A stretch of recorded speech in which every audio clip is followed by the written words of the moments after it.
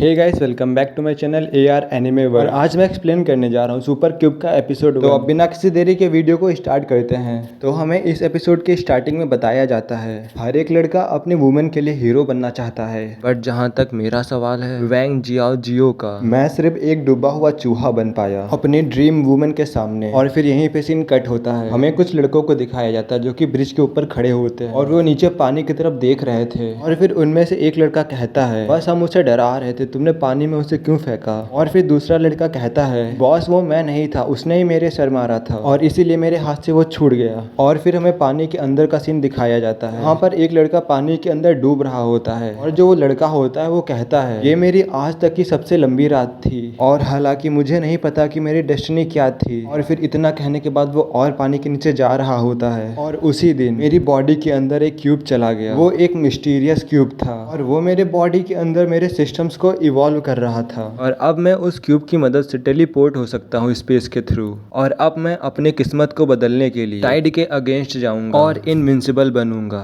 और अब पूरा वर्ल्ड मेरे लिए ओपन हो गया है और अब मैं फ्यूचर के लिए तैयार हूँ। और यहीं पे सीन कट हो जाता है और हमें एक लड़के को दिखाया जाता है और वो लड़का अपने दोस्तों के साथ गेम्स खेल रहा होता है। और यहाँ पे बताया जाता है जो ट्रूथ और डेयर गेम होता है वो वर्ल्ड का मोस्ट डेंजरस गेम होता है। और फिर हमें एक लड़की को दिखाया जाता है, उस लड़की से जो क्यूब होते हैं वो गिर जाते हैं और तभी कोई कहता है, सेनियाओ तुम हार गई और अब तुम्हारा टर्न है क्वेश्चन का आंसर देने का। और फिर यहीं पे जो हमारा MC होता है वो बताता है इस लड़की का जो नाम है वो सेनियाओ है और जब से मैं जूनियर हाई स्कूल में था तब से मेरा उस पे क्रश था, मैं तब से उसे पसंद करता था और हम लोग साथ में घूमा भी करते थे, हैंग आउट भी किया करते थे। बट एक्चुअली जब वो हाई स्कूल गई तब उससे चेनबाई हाई स्कूल के 2 लीडर अट्रैक्ट हो गए। सही में इस लड़की के अंदर कुछ तो था और वो दोनों लड़के ही इसे प्रपोज करना चाहते थे और फिर इस वजह से उन दोनों ग्रुप्स में लड़ाई होने लगी। और फिर हमें दोबारा से वहीं का सीन दिखाया जाता है। वहाँ पर एक लड़का कहता है, सेनियाओ ये रहा तुम्हारा क्वेश्चन और अब तुम बताओ तुम किसे पसंद करती हो। तुम्हें इसका आंसर ऑनेस्टली देना पड़ेगा। जो सेनियाओ होती है वो थोड़ा शर्मा रही होती है और वो कहती है कि ये थोड़ा सा एम्बैरेसिंग क्वेश्चन है। और जो हमारा MC होता है वो अपने मन में कहता है, ग्रेट, फाइनली ये इस क्वेश्चन को पा गई। और फिर सेनियाओ ऑकवर्ड होते हुए कहती है, मुझे इस क्वेश्चन का आंसर देना पड़ेगा। फिर जो हमारा MC और जो वो लड़का होता है वो दोनों ही कहते हैं, ऑफ कोर्स तुम्हें आंसर देना पड़ेगा और सही सही देना पड़ेगा। और फिर सेनियाओ होती है वो शर्माते हुए कहती है, सॉरी, जिस लड़के को मैं पसंद करती हूँ वो है। और जो वो चारों होते हैं वो सेनियाओ को ही देख रहे होते हैं। और फिर सेनियाओ उस लड़के का नाम लेती है जिसे वो पसंद करती है और उसका नाम होता है वैंग जियाओ जियो। ये सुन के जो उसके पास में 2 लड़के बैठे होते हैं उनका तो मुंह बन गया होता है। और जो हमारा MC होता है ये सुनने के बाद वो ब्लश कर रहा होता है। अभी से हम इसे वैंग कहेंगे। जो वैंग होता है वो ब्लश कर रहा होता है। जो वहाँ पर लड़के और लड़कियां होती हैं वो कहती हैं, तुम जरूर ही मजाक कर रही हो, है ना। और जो वैंग होता है वो भी अपने मन में सोच रहा होता है कि मैंने तो इसे सीरियस ले लिया था, हाँ जरूर ही वो मजाक कर रही होगी, बट मुझे लगता है कि वो कुछ मिनट के लिए तो सीरियस थी। फिर जो वैंग होता है वो कहता है, झूठ मत बोलो, जो सच है वो बोलो। बट जो सेनियाओ होती है वो कहती है, मैं बिल्कुल भी झूठ नहीं बोल रही हूँ, मैं तुम्हें जूनियर हाई स्कूल से पसंद करती हूँ। और ये सब कुछ वो ब्लश करते हुए बोल रही होती है। जब वैंग ये सब सुनता है तो विश्वास नहीं हो रहा होता है, उसके पूरे शरीर से पसीना बह रहा होता है। वो कहता है, क्या सही में। और वो अपने मन में कहता है, ये तो सही में सीरियस है और मैं इसे बहुत सालों से पसंद करता था और तब से ये भी मुझे पसंद करती थी। और ये सब कुछ सोचते हुए वो बहुत ज्यादा शर्मा रहा होता है और उसके पूरे शरीर से पसीना बह रहा होता है। और तभी जो वैंग होता है वो अपने मन में सोचता है, कहता है, वेट, क्या ये अपनी फीलिंग को कन्फेस कर रही है। और फिर वो दूसरी तरफ उन गैंग लीडर के बारे में सोचता है। वो कहता है, जो वो दोनों गैंग लीडर हैं वो इसे पसंद करते हैं बट ये मेरे लिए फीलिंग रखती है। और तो और मुझे कुछ समझ में नहीं आ रहा कि मैं एक्साइटेड हूँ या नर्वस हूँ। और फिर यहीं पे सीन कट होता है, हमें एक जगह का सीन दिखाया जाता है जहाँ पर वैंग को कोई कॉलर से पकड़े हुए थे। इस टाइम पर वैंग बहुत घायल लग रहा था। और फिर हमें 4 लड़कों को दिखाया जाता है। उन 4 लड़कों में से एक लड़का वैंग के कॉलर पकड़ के कह रहा होता है, तुम्हारी हिम्मत कैसे हुई हमारे बॉस की वुमेन की तरफ मूव करने की। और फिर वो लड़का दोबारा से कहता है, सेनियाओ हमारे बॉस की वुमेन है और अब तुम मरने वाले हो। और फिर हमें उनके बॉस को दिखाया जाता है जो कि गाड़ी पे बैठा होता है और सिगरेट पी रहा होता है। और फिर वो सेनियाओ को कॉल करता है और फिर सेनियाओ से कहता है, याओ याओ याओ, मैंने तुम्हें बहुत दिन से देखा नहीं। और जो याओ होती है वो कहती है, आखिरकार हो क्या रहा है। और वो कहती है, ये तो वैंग जियाओ जियो का फोन है। और फिर जो गैंग लीडर होता है वो हंसते हुए कहता है, याओ याओ, क्या तुम थोड़ी देर के लिए लाइन पर रहोगी। और वो कहता है, मैंने किसी चीज को पकड़ा है और मुझे लगता है कि शायद तुम्हें ये इंटरेस्टिंग लगेगा। और जब वो जियाओ जियो को देखती है इस हालत में तब वो उनसे कहती है, इसको जाने दो यहाँ से। और तभी जो गैंग लीडर होता है वो कहता है मुझे इस लड़की से थोड़ी सी यहाँ पर बात करनी थी। और फिर जो वो गैंग लीडर होता है वो कहता है हाँ तुम्हारा नाम क्या था, जियो या फिर कुछ और अब तुम मुझे बताओ सेन याओ को कौन डिजर्व करता है और सेन याओ का मैन कौन होगा।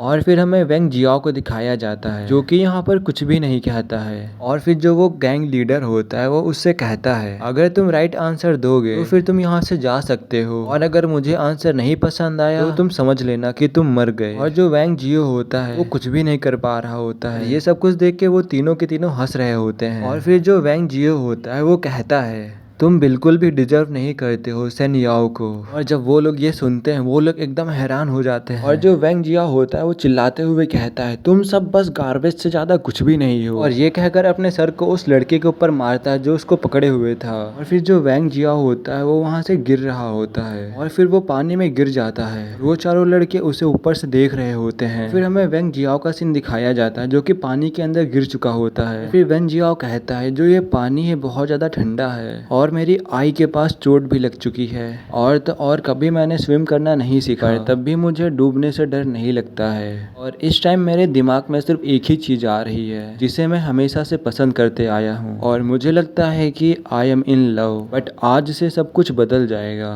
तभी जो वेंग जियो होता है उसकी कहीं पे नजर जाती है और वो कहता है आखिर ये क्या है, ऐसा लगता है कि ये क्यूब टाइप का है कुछ। और फिर हमें दोबारा से उन 4 लड़कों को दिखाया जाता है जो कि कह रहे होते हैं कि मुझे वो अभी भी नहीं दिखा। फिर जो गैंग का लीडर होता है वो कहता है उस इडियट का क्या नाम था, हाँ वेंग जियाओ जियो, क्या यही उसका नाम था। और फिर वो चिल्लाते हुए कहता है वेंग जियाओ जियो क्या तुम मर गए हो, क्या तुम्हें तैरना नहीं आता है। और फिर दोबारा से हमें वेंग जियाओ जियो का सीन दिखाया जाता है जो कि वो उस क्यूब के पास जा रहा होता है और वो कहता है कि मेरे लंग्स में इनफ ऑक्सीजन नहीं बची है, बट जो ये मिस्टीरियस क्यूब है ये मुझे अपनी तरफ आकर्षित कर रहा है। और तभी जो वेंग जियाओ होता है वो उस क्यूब के पास पहुंच जाता है और उस क्यूब को अपने हाथ में उठा लेता है और वो कहता है आखिरकार ये है क्या। और फिर जो वेंग जियाओ होता है वो अचानक से हैरान हो जाता है और फिर जो वो क्यूब होता है वो अपने आप मूव करने लगता है। और फिर जो वो क्यूब होता है वो वेंग जियाओ की बॉडी में इंटर कर जाता है और जो वेंग जियाओ होता है उस क्यूब को ढूंढने लगता है अपनी बॉडी को छूते हुए। और वेंग जियाओ कहता है आखिरकार ये क्यूब किधर गया।